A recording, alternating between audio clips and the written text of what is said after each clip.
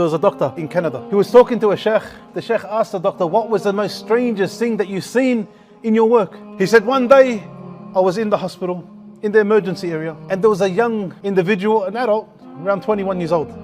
His name was Muhammad. He was unconscious. So he went up to him just to check what was his problem. This individual had AIDS. He got the phone number, he talked to the mother, and he said, listen, I'm the doctor at the moment here with your son. What's happened? What's going on with your son? She mentioned, oh doctor, my son has been an individual who's far from the path. Far from the path. He doesn't pray, he doesn't know anything from the Quran. He has a certain girlfriend that he's with, who he won't leave. Oh doctor, I've tried my best to guide this individual, but he doesn't listen. Anyway, after a while, this brother Muhammad, he wakes up, the doctor came to him. But the machines that were connected to him, you know, those heart monitors and all this, they started to make certain sounds.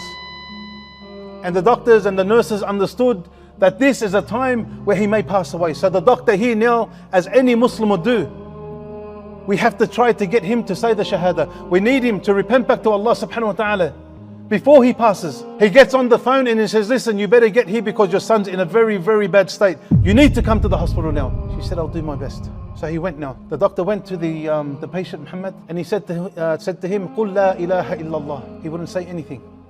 He said, Ya Muhammad, قُل لَا إِلَهَ إِلَّا اللَّهِ. He wouldn't say anything. Ya Muhammad, قُل لَا إِلَهَ إِلَّا اللَّهِ. Muhammad looks at him. He opens up his mouth. Here the doctor thought, that's it. He's going to say some words of beauty. He said, I want my girlfriend. Allah subhanahu wa ta'ala has stopped this individual from repenting and remembering Allah subhanahu wa ta'ala. You know the one who dies and his last words are La ilaha illallah, what happens to him? He enters Jannah.